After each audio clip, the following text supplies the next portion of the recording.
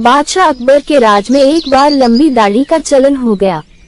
उस समय safety razor नहीं थे, इसलिए नाई ही लोगों को हजामत बनाते थे।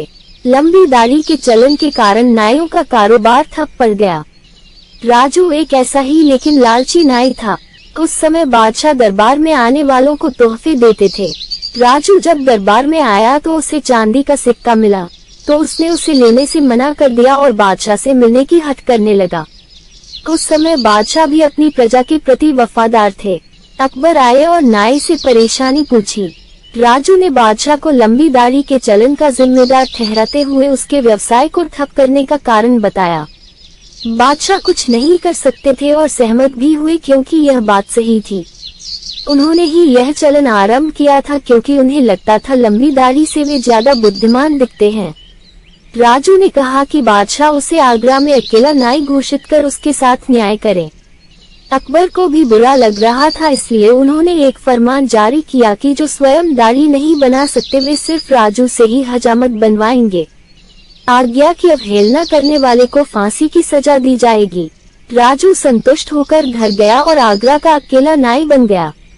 इस बात से उसे ऐसा भी लगा कि वह बिना डर के दाम भी बढ़ा सकता है क्योंकि अब तो वह अकेला नाई है। इससे आगरा के नागरिकों को महंगी हजामत बनवाने के लिए बाध्य होना पड़ा। धीरे धीरे स्वयं हजामत न करने वाले व्यक्ति राजू को मुमांगा धन देते देते थक गए। उन्होंने पुरोह को अपना नेता बनाकर बादशाह के पास भेजा, पर बादशाह ने तो स्वयं ये फरमान जारी किया था, इसलिए वे बीरबल के पास गए। बीरबल को पूरी कहानी बताई। बीरबल ने फरमान पढ़ा और पुरोह से पूछा, ये फरमान कब जारी किया गया? पुरोह, हुजूर, 8 महीने पहले। बीरबल, क्या राजू की भी दाढ़ी है?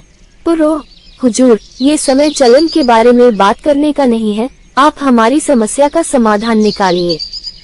बीरबल, मूर्ख, मैं वही कर रहा हूँ। अब बताओ क्या राजू दाढ़ी है? पुरोह, मैंने उसे 2 सप्ताह पहले देखा था और तब उसकी दाढ़ी नहीं थी, लेकिन अब है या नहीं मैं विश्वास के साथ नहीं कह सकता। बीरबल, ठीक है, अब जाओ और उसे पकड़ कर लाओ। उसे कहना बादशाह मिलना चाहते हैं, मैं भी तुम्हें वहीं मिलूंगा। पुरोह राजू को लेकर बादशाह के पास आया तो बीरबल भी वहीं बैठे थे।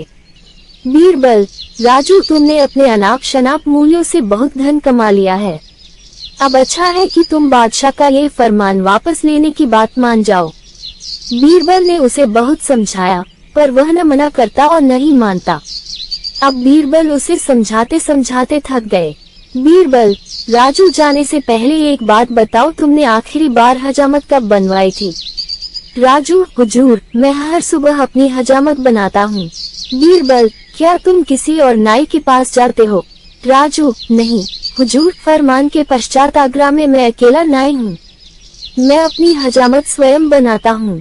बीरबल, जहाँ पनाह, आपके फरमान के अनुसार राजू को मौत की सजा मिलनी चाहिए। राजू, जहाँ पनाह, अगर आप मुझे मौत की सजा देंगे क्योंकि मैंने आपकी बात नहीं मानी, तो लोग कभी आपके ऊपर भरोसा नहीं करेंगे। अकबर, बीरबल, क्या तुम्हारा दिमाग खराब हो गया है? मैं राजू के काम से खुश नहीं हूँ, लेकिन मैंने फरमान भी जारी किया था। बीरबल, वह ठीक है, लेकिन इसने स्वयं आपके फरमान की अवहेलना की है। आपके फरमान के अनुसार वह केवल उनकी हजामत कर सकता है जो स्वयं अपनी हजामत नहीं कर सकते। अकबर, बिल्कुल सही। बीरबल, तो उसे केवल दूसरों की हजामत बनाने की इजाजत है, स्वयं अपनी नहीं। राजू सन रह गया। वह बादशाह की तरफ मुड़ा और बोला, जहाँ पनाह, लेकिन आपके फरमान के अनुसार अगर मैं अपनी हजामत नहीं करता तो मुझे अपनी भी हजामत करनी पड़ती। जो हजामत नहीं करते वैसे हजामत करवाएंगे। तब बीरबल बोले, ये सच है, लेकिन तुमने फरमान नहीं माना क्योंकि फरमान में था केवल वे जो स्वयं हजामत नहीं कर सकते वे राजू से हजामत बनवाएंगे। अगर तुम स्वयं की हजामत करते हो तो तुमने फरमान की अवहेलना की है। राजू सफेद पड़ गया और बोला, जहाँ पनाह, इस फरमान के अनुसार अगर मैं अपनी हजामत नहीं करता तब भी फंसता, करता तब भी फंसता। कोई बात नहीं, अगर मुझे मृत्यु दी जाती है। बादशाह ने राजू की तरफ देखा, तुम्हें तुम्हारे लालच की सजा मिलेगी। तुमने लोगों से हजामत के लिए 5 गुना धन वसूल किया है।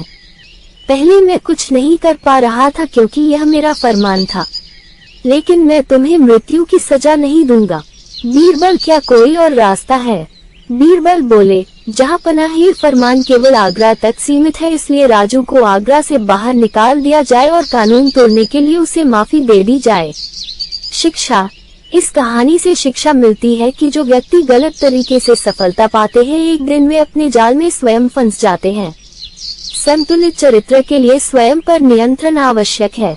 अगर आपको ये कहानी समझ में आ गई तो आप बहुत ही समझदार हैं। अगर आप चैनल पर नए आए हैं तो चैनल को सब्सक्राइब अवश्य करें। वीडियो को लाइक करें। वीडियो देखने के लिए आपका धन्यवाद।